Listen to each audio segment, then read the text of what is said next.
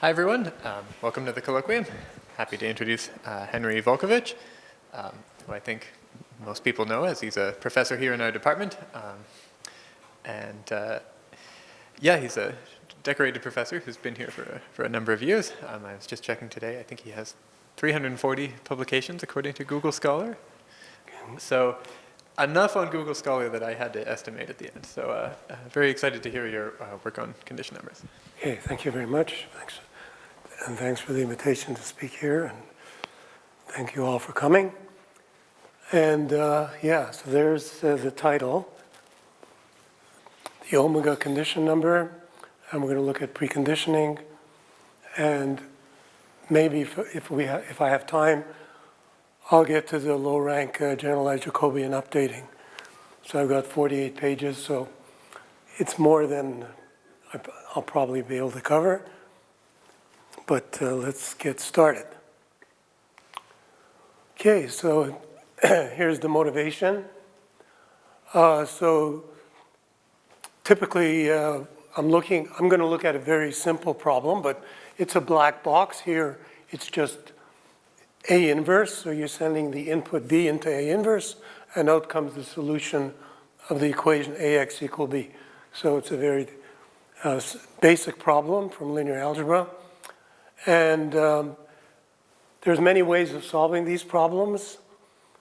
I mean, everybody knows Gaussian elimination and several other direct methods. But when we get to very large systems, then we're looking at iterative methods for linear systems. And preconditioning or scaling is really essential for these methods. And it's really essential for a lot of problems. If you've got an optimization problem where you're talking about airplanes and millions of dollars, and you go and you do the arithmetic, you may realize there's going to be a lot of problems with round-off error. It's going to be very hard to do the arithmetic. So for very simple problems, scaling is something that's very important. And interestingly enough, one of the ways to derive Newton's method for optimization or for solving nonlinear systems of equations is to try to precondition. And the optimal preconditioner, the optimal scaling, will give you Newton's method. Okay?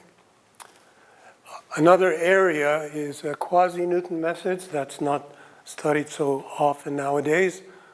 But the quasi-Newton updates, those are found using scaling and using preconditioning. So what am I going to do in this talk?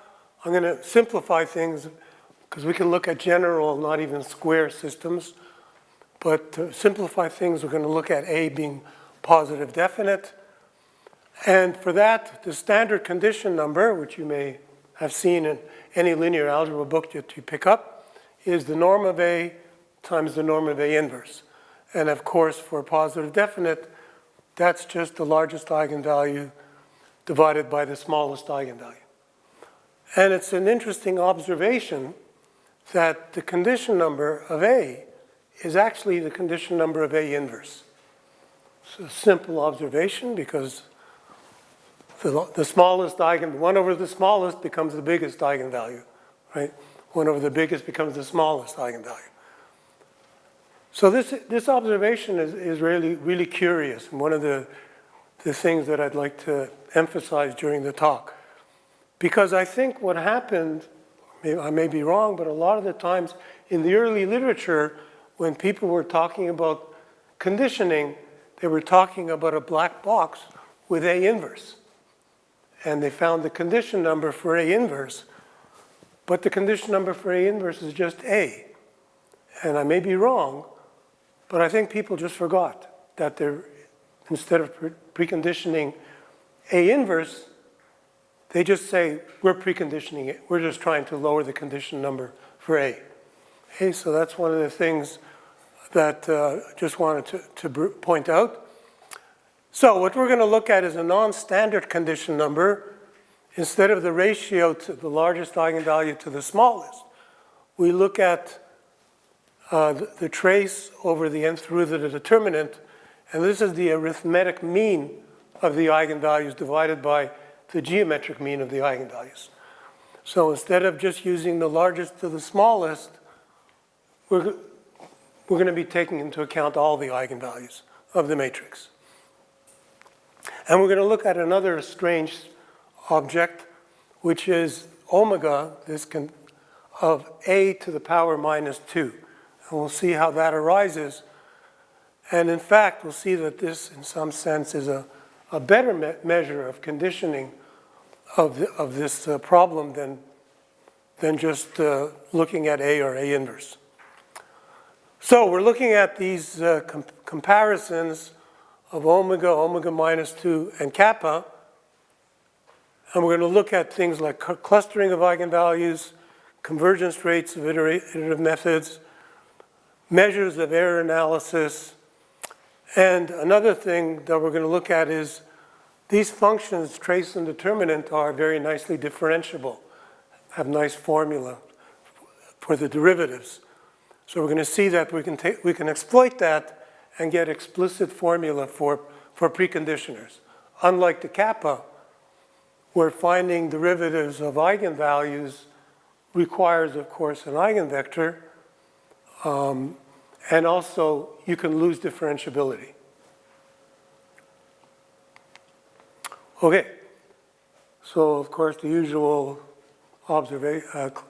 Please ask questions and please stop me whenever you want. So this is a numerical linear algebra talk, in some sense, I guess in a lot of senses.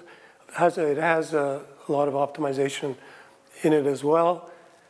But I guess one of the interesting things that's happened in mathematics is that linear algebra has really become very, very important.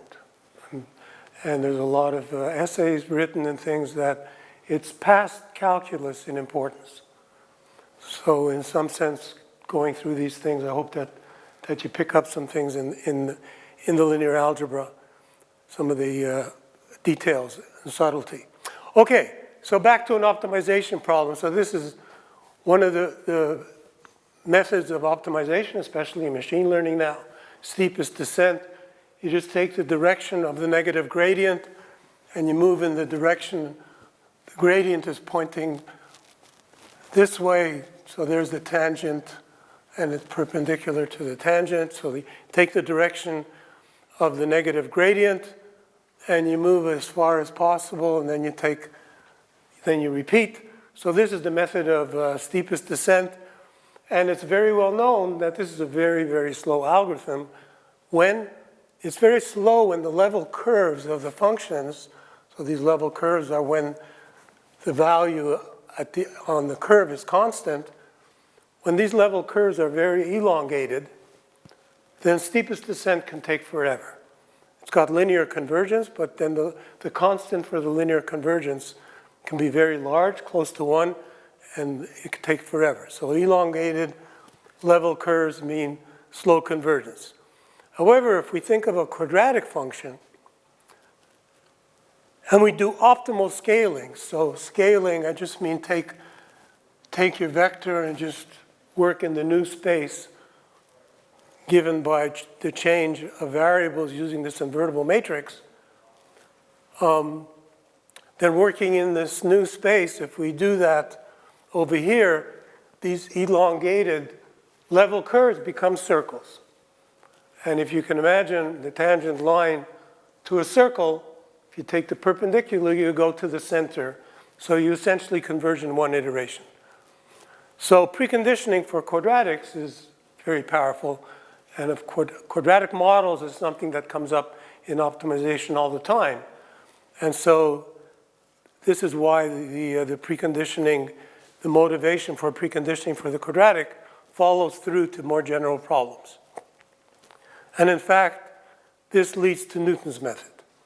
This is exactly Newton's method. So Newton's method is a preconditioned steepest descent where we precondition using the Hessian. Okay, so I'm continuing on the motivation.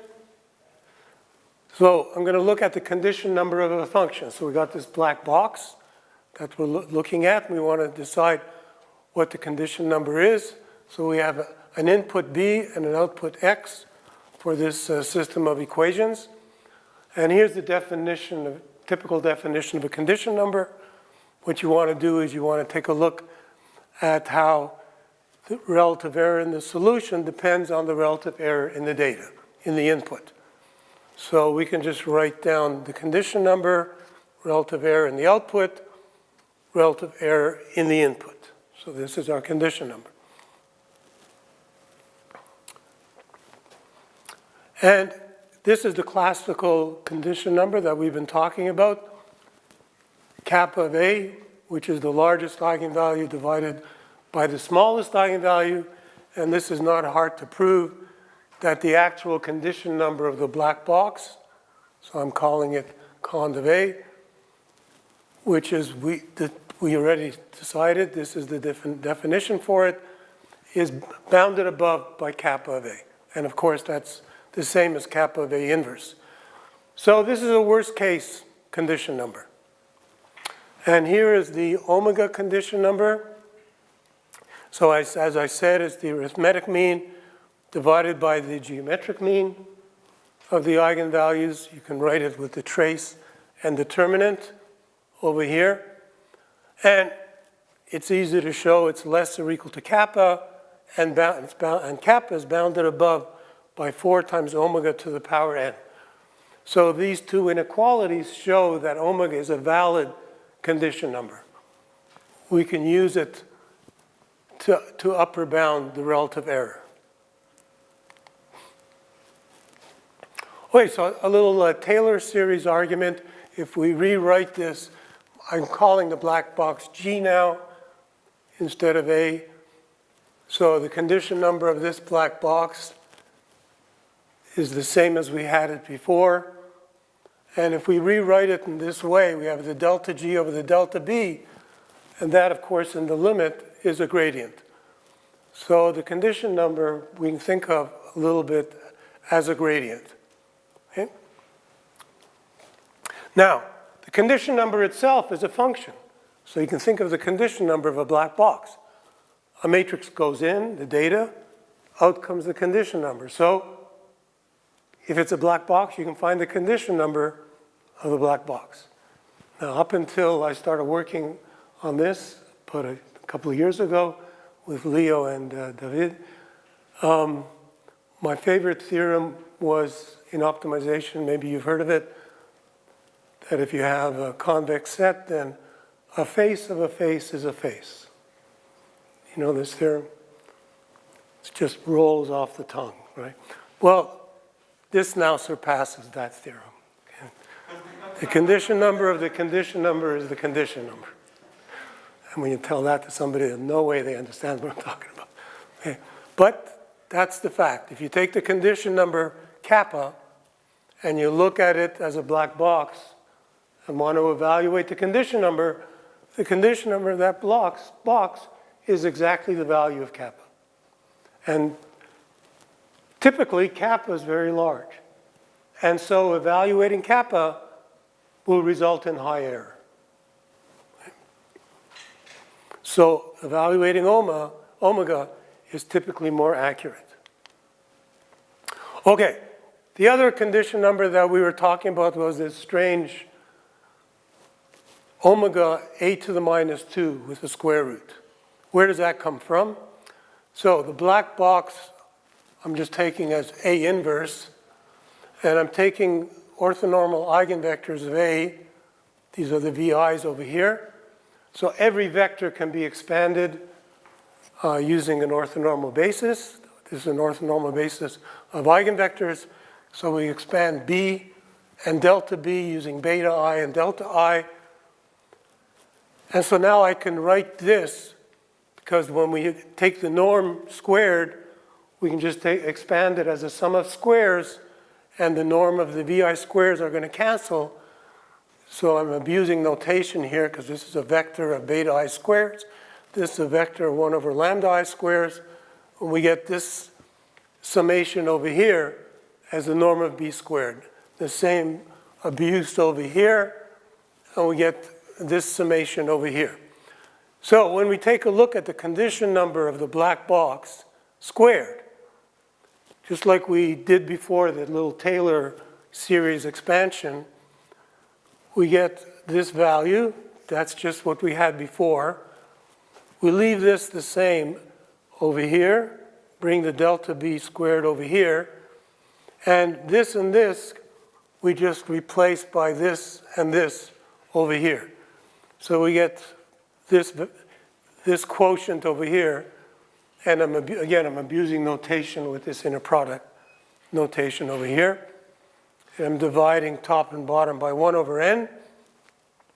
Now, there's a generalization of the AGM. There's a weighted AGM. So by looking at averages over here and applying this weighted AGM, we can replace the denominator. It's approximately this, and the numerator is exactly this trace. And out pops omega of a to the minus 2. So this strange series of little equations here give rise to this omega of a to the minus 2. And we're going to see that, in fact, in the error analysis, that this actually works much better than kappa and better than omega as well. Any questions?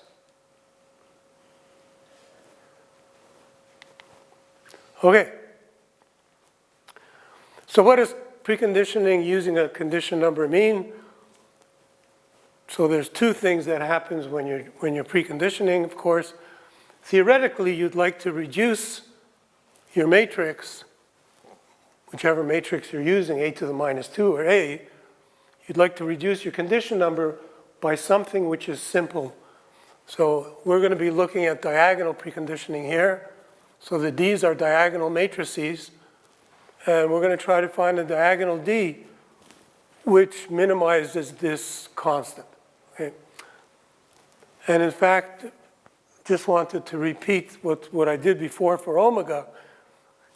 This series of inequalities over here shows that omega to the minus 2 is a valid condition number. Okay?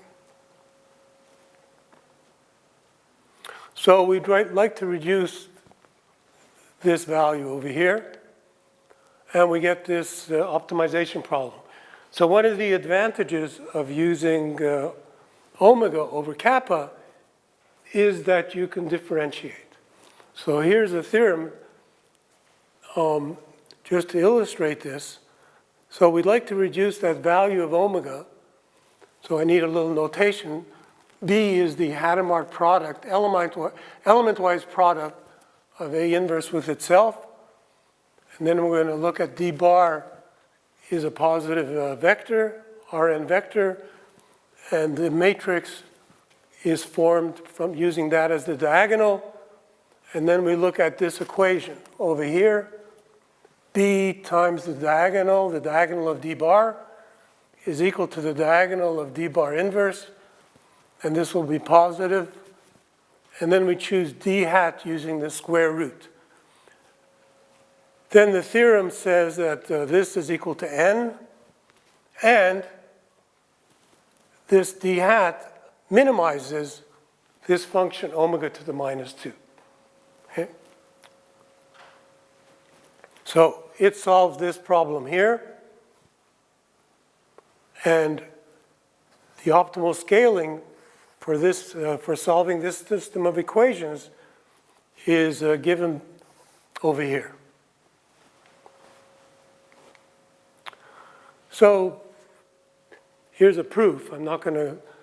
I'll go through very, very quickly, but just wanted to show you that the advantages of using omega is you can differentiate things explicitly. So the D hat is in the arg min of this complicated looking function with a trace at the top and a determinant at the bottom. But both trace and determinant have an advantage of commutativity. So for the denominator, we can actually pull out the A inverse using this commutativity property. And so that's going to be a constant that we just pull out. And we end up with just this final result to minimize. So I'm using argmin, so nothing has changed. The argument, the optimum, has not changed, though the constant in here has changed. So then a little bit of more notation using Kronecker and Hadamard products. So we have a trace of this product of matrices. The d bar is the unknown. So using Kronecker, that is equal to the vec of d bar. So you pull that out as make it into a vector times the Kronecker product. So Kronecker product is every element in here times the whole matrix here. So the ij element here times the whole matrix there. And because this d bar was diagonal to begin with, we get this equality over here. Okay. And the other interesting thing that I think for some of you who've done work in interior point methods and have had to differentiate log det, maybe this isn't so surprising. But we have a determinant over here to the power 2 over n.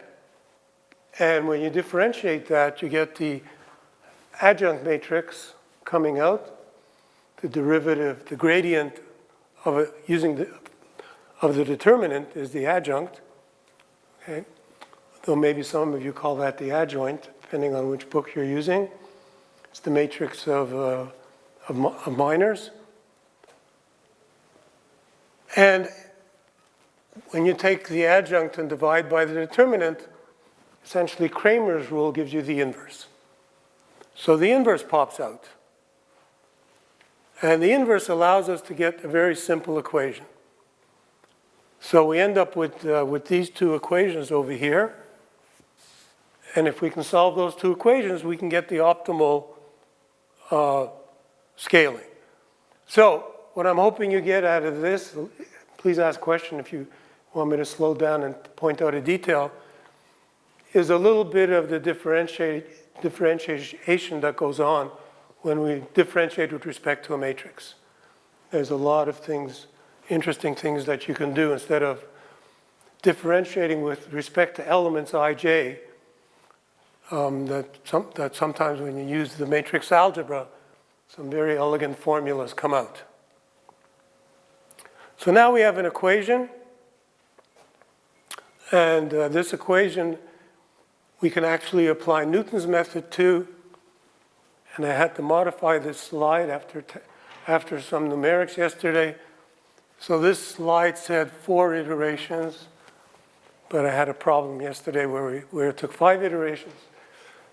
But anyway, 4 to 5 iterations is incredibly efficient. So this system, you can find this optimal scaling very, very efficiently. And from those formulas, we also get a gradient for omega, and the norm of the gradient, and a gradient for kappa. This is the eigenvector for the largest eigenvalue. This is the eigenvector for the smallest eigenvalue. And this is the norm for the gradient of kappa. And the reason I'm pointing this out is because kappa is large and we're dividing by the smallest eigenvalue, this ends up being a very large number. While this number ends up being quite reasonable. And this also emphasizes that it's going to be, if the gradient is hard for a function, it may not be so easy to evaluate it. Okay, so just want to point out some of the, how hard it is to evaluate these functions. So this is a table for evaluating omega. We're using 3 different ways, using a complete eigenvalue decomposition, a Cholesky, and an LU factorization. Okay? So, and we're going from n from 500 to 2000. Okay? And these are the times, so it's, as you can see, it's very reasonable time. And this is a typical sample instance comparing kappa and omega. We took e to the 5, 300,000 here. This was the density. Kappa was of the order of 1 e to the 10, so it was very large. Kappa took 30 seconds, and omega took 0.08. So for kappa, we had to use eigs. Eigs is a Landstrauss iterative method for finding the largest and smallest eigenvalues of a matrix. And there's a new command in MATLAB called det_root_n. I think it's about a year or two old only. And it finds the nth root of the determinant in an efficient way. It uses a type of Cholesky factorization. Okay. And here's the precision. So again, as kappa increases, we don't get as good precisions, but when even this with kappa order 5 and order 6, omega can be evaluated very well. And here's a sample instance again, n is 3000. We couldn't take it huge because we couldn't construct the matrix so huge. So this is the precision of kappa over here. You can see the error is 2600, and the precision of omega is 10 to the minus 6. Can you see this? Yeah? So this is an illustration about the theorem. The condition number of the condition number is a condition number. Okay. So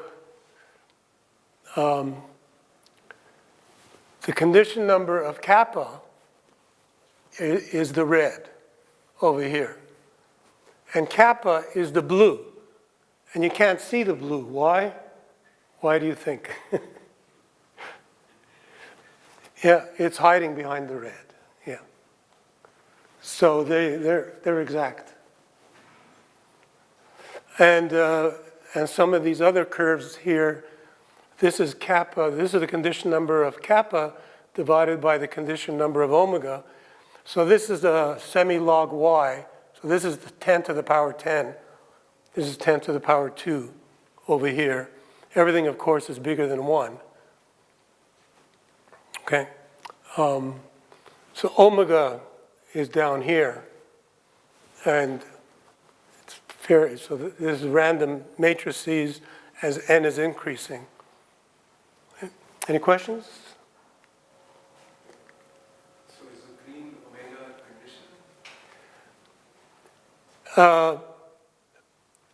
condition? The green is the condition number of omega. That is different than omega. Yes, that is different than omega. And it did rise. But this is a semi-log plot. So the green is of the order of 10 to the 4. But you're right. It's risen significantly from omega.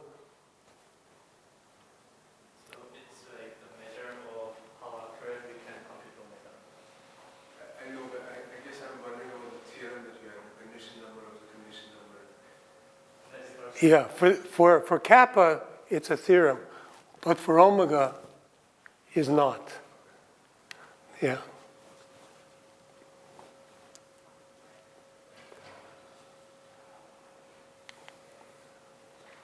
Yeah, okay.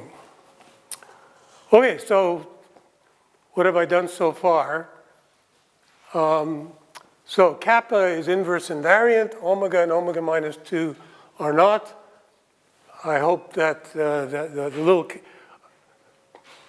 differentiation has convinced you that you can really differentiate some complicated formula, get some explicit formulas going. For kappa, the condition number is a condition number. So there's a problem when kappa is very large. So omega can be evaluated much more accurately. So kappa is a worst case condition number. So this is what I want to look at next. And I just wanted to make a comment. If you haven't done preconditioning yourself, probably everybody here has, what does preconditioning mean? So if we're solving an equation AX equal B, this here is plagiarism out of MATLAB's webpage. And I added these brackets because I want to purposely emphasize that if you're doing an iterative method, you never solve a system. It's always a multiplication.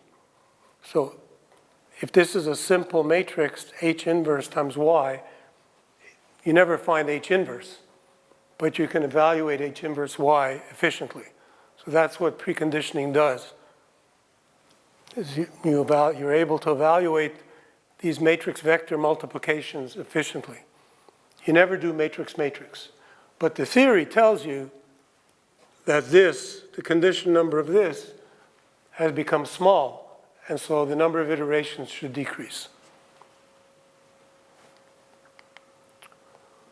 Okay, error analysis.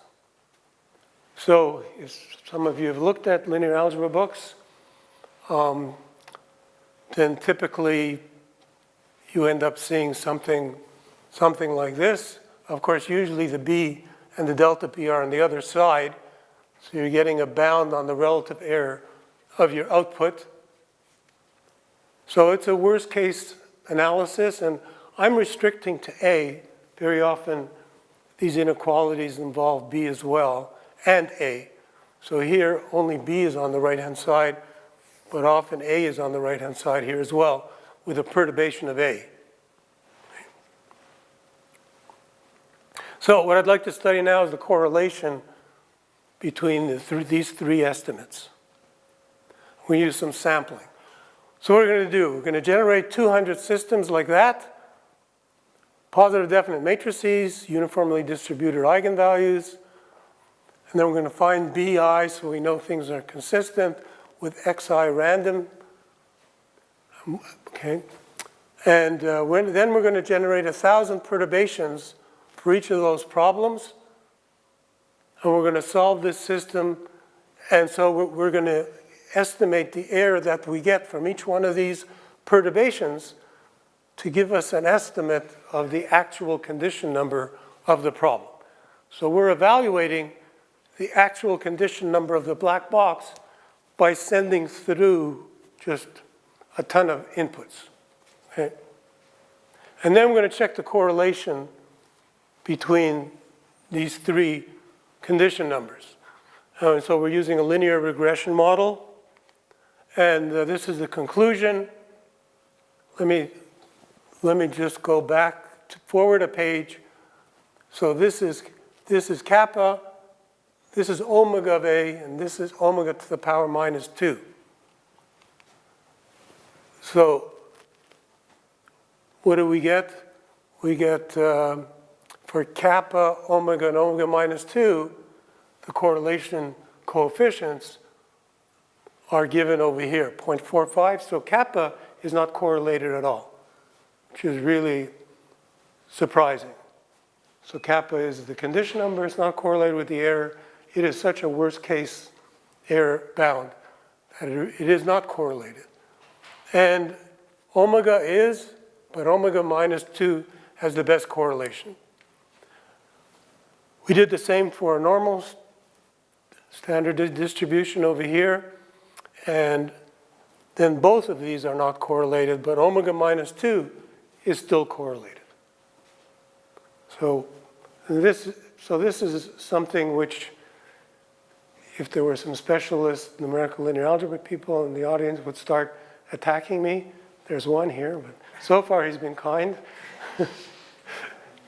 But yeah, because it's sort of very new, and it's hard to know whether these things are still valid, may happen, something may be wrong, but it seems that we have some good evidence that this omega is something worthwhile using instead of kappa. So this is the first one. Both of these are correlated. The kappa is not. This is the second, normally distributed. Both of these are not. and this one is still, though not as well as before. Okay, not last, but one of the last is clustering. So if some of you have done solving systems of linear equations for large systems, let's say with a positive definite matrix, one of the curious things is that what's important is the clustering of eigenvalues. So suppose you were able to precondition so that there were 3 clusters of eigenvalues. So there was only 3 distinct eigenvalues, and let's say 100 of these, 200 of these, and 503 of these. And you apply PCG, you'll converge in 3 iterations. It's quite an amazing theorem, but the clusters of the eigenvalues is what makes things work. Of course, preconditioning tries to make all the eigenvalues equal to 1, so you have an identity. That's the best preconditioner. But for these iterative methods, clustering is, of course, you can't just, if you could make it the identity, you found the inverse, right? So that's really hard to do. So clustering is the next best thing. So we went and looked at clustering for the different, can you see these pictures? Yeah. So this is the distribution of the eigenvalues. The blue is the original matrix. The red is omega. Can you explain what you're plotting Yeah, here? this is just the eigenvalues. So there are 60 eigenvalues, and we sort them and plot them. Okay, and then what's the wax? Sorry? What's the wax? I can't Is the magnitude of the eigenvalue. They're all positive. And it's semi-log again. So the top is 10 to the power 10, I think. Yeah. So up here, we're almost 10 to the power 10. And here we got 10 to the minus 2. So this is one matrix? One matrix, one sample matrix, yes. Okay. So it's the eigenvalue distributions for W, and then we're preconditioning. So the red is the omega. Now, one of the things is the omega optimal diagonal preconditioner, which I'll say some things more about soon. And what this does is it really tries to put the eigenvalues around the mean. It really squeezes things around the mean. The kappa is the purple up here. So it tries to squeeze the smallest and largest. And the green is the reciprocal, is omega of the inverse. Okay. Now this figure here is the number of eigenvalues within decimals of the mean. Okay. So again, as we increase, so the x-axis here is the width of the band around the mean. As we increase the width of the band around the mean, more eigenvalues will be in the band. So if this goes up quickly, we've got eigenvalues close to the mean. So you want this to go up as quick as possible. So you got a lot of for red, all the eigenvalues are within the mean as soon as the bandwidth is 0.5. And the red is omega. I have no idea why. Maybe it's just the example that we took. It's not, but omega did better than omega of A inverse. This is omega of the inverse. So here, the bandwidth went up and got all the way when we got to 2.5. And you may ask, where's kappa? Kappa is down here. It never got within 3 of the mean. So kappa did not do well. Okay. So this is seems that omega does really well with clustering.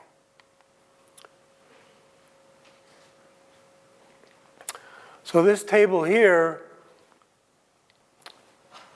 I'm going to get some complaints with, so we're continuing on this work with Arnesh and Saeed, and we're seeing some different types of experiments, but for this experiment, this is what we got with David and Leo. If we go and try to see the correlation with the eigenvalues, then and we're looking at the correlation with the number of iterations with PCG, the standard deviation of the eigenvalues. This is the value of omega. This is the percent reduction in omega, and this is the percent reduction in iterations for PCG. And you can see this is really correlated. Percent reduction because why did it get reduced? Because the number of iterations, as omega is decreasing, the number of iterations are decreasing. And we're looking at... There's a reduction compared to what? Compared to the start. So at the start, we have omega 1.3682, 264 iterations, and we're looking at the percent reduction. So after seeing a reduction to 1.0308, we get a 91% reduction. Okay, so maybe I should have started here. You're right. So what we're doing is we're generating 5 instances. We fix lambda min and lambda max, so kappa is fixed. And then we generate n minus 2 eigenvalues in the middle with different distributions. So the different distributions will give us different values of omega. So the largest and smallest eigenvalue are fixed. We're taking random distributions here to get different values for omega. And we're looking at the correlation between the percent reduction in omega and the percent reduction in iterations. And just looking at the numbers, we didn't do a linear regression. I'm still not getting it. Sorry. When you say percent reduction, omega is for a matrix. So you're comparing 2 matrices when you say percent reduction in omega, right? So what 2 matrices are you comparing? We're saying we're looking at the average of these 5 matrices had this for omega and this for the number of iterations. Okay. Sorry. Maybe I'll ask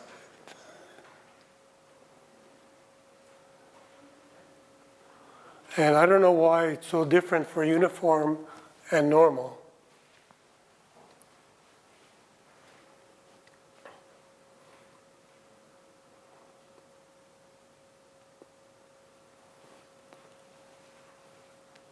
Yeah, so I guess it would be better to do a correlation between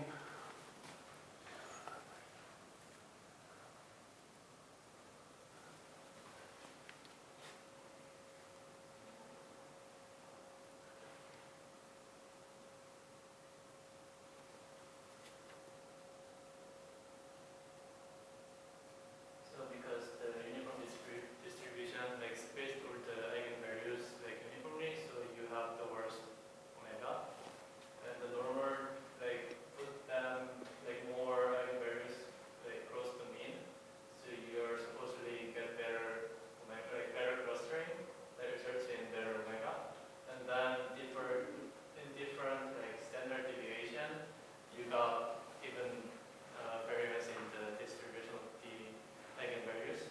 So that results in different omega condition number and different iteration of PCG.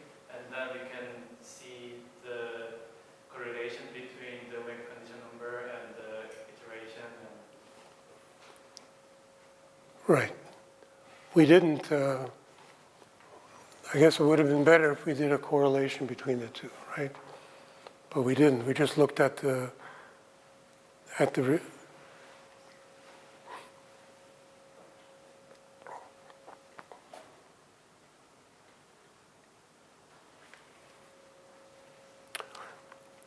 yeah.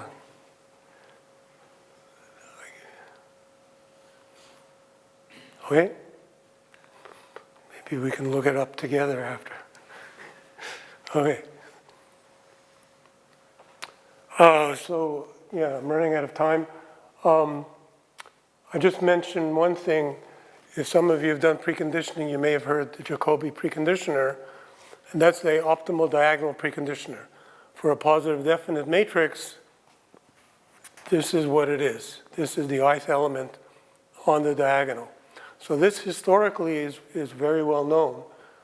But what's interesting is if you use omega, this is what pops out as the optimal omega preconditioner. So, and this is probably the most popular preconditioner because it's very expensive to use kappa and decrease the kappa condition number. And here's the proof, but I'm not going to go through the details, but it's interesting to see that you can differentiate and get an explicit solution very quickly. The other thing we did was we looked at, instead of diagonal, so right now we looked at just diagonal, we also looked at different structures, and we found explicit formula for different structures. So we looked at that special two diagonal. We looked at a diagonal with a little triangle over there. This gives us an explicit formula, and the structure of the sparsity is maintained. So this is the theorem. Just show you what these W's look like to give you an explicit formula, but you have to evaluate these things, which I'm not going to do. The other one that we did was a diagonal with a triangle like that. And this, of course, reminds people of, maybe some people, of the Cholesky factorization. So if you increase the size of this triangle, in the limit you get the Cholesky factorization. And the theorem, interestingly enough, I think it's an interesting result, is that the optimal preconditioner using this structure is exactly the Cholesky. So if you were doing a Cholesky algorithm, the Cholesky algorithm typically finds column by column by column. It's exactly the omega optimal preconditioner. So there's something very optimal about the Cholesky, and then maybe that's why incomplete Cholesky factorizations are so useful and important. Okay, so part 2 is for next time, if I'm invited back. Yeah. And I had some numerics. We looked at this special database of matrix collections, and if somebody's interested, you can look in the paper. This is a performance profiles. So this is the diagonal preconditioner, and it was at the top for time. And it's also hiding over here as well. And the triangular one is the green up here. So it did very well. This is the tables for the sparse. And conclusion. So I'm looking at this omega function versus the standard kappa condition number. Again, it's something that's very new. There are other people now starting to work on it as well. There's people working on quasi-Newton methods, trying to use this as a measure. So omega uses all the eigenvalues because it's the arithmetic over the geometric mean, and it's not inverse invariant, which seems to be an advantage. The functions are much simpler to differentiate, and they are always differentiable for positive definite A, so we don't have a problem like for the kappa. And omega is better for these things from our experiments. And so correlating error, promoting clustering, and also preconditioning with the low rank updating, which you didn't see. So we've got Saeed and Arnesh have joined us for the last few weeks. We've been working on this. One of the open questions is this seems to be the best, but how do you use it efficiently in practice? Because there's no way somebody wants to find A inverse to find a preconditioner. But maybe implicitly, this gives you information. And I'm only 30, I'm not overtime. It's right on the nose, right on the nose second. I will stop there.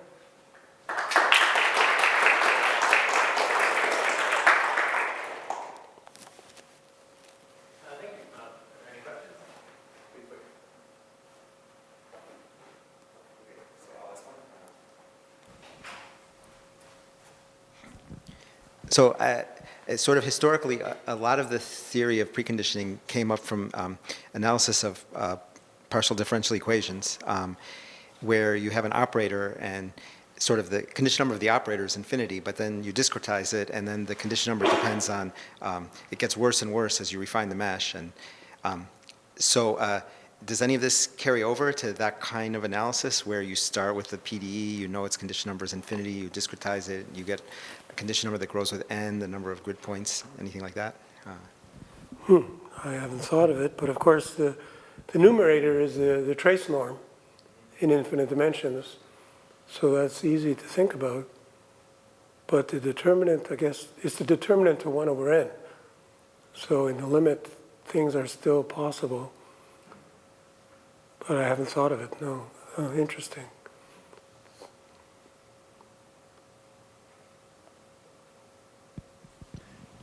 Other questions?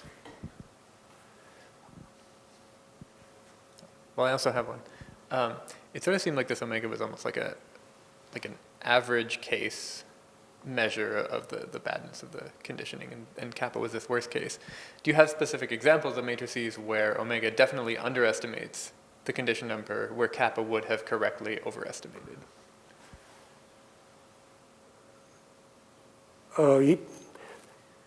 Yeah, so that's in some sense an optimization question.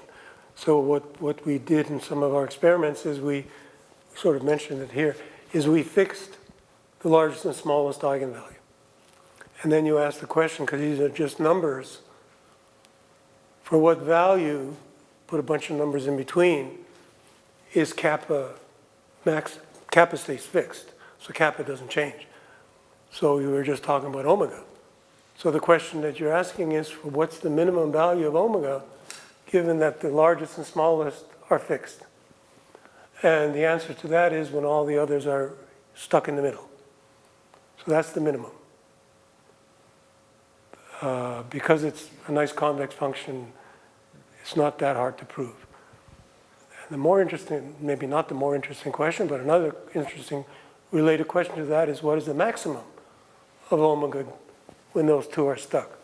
Because that would tell you when omega is doing the worst at being better than kappa, for what kind of structure of eigenvalues. So both kappa and omega depend only on the eigenvalues. So even though these are matrices, we're in some sense talking about positive numbers. So I think, I don't remember, but I think the maximum occurs when you divide it into two, because this is maximizing a convex function. It doesn't look convex, it's pseudo-convex. Maximizing a pseudo-convex function always happens on the boundary. So you're going to push the eigenvalues as far as you can, and they're going to just go till they hit the largest and the smallest. So the maximum will occur when you divide them in two. So that will probably be the time when you get the worst out of omega. You won't get any benefit. So you'll get the most benefit when all of them are in the middle, and you'll get the worst benefit when they're split in two. I think is a quick answer.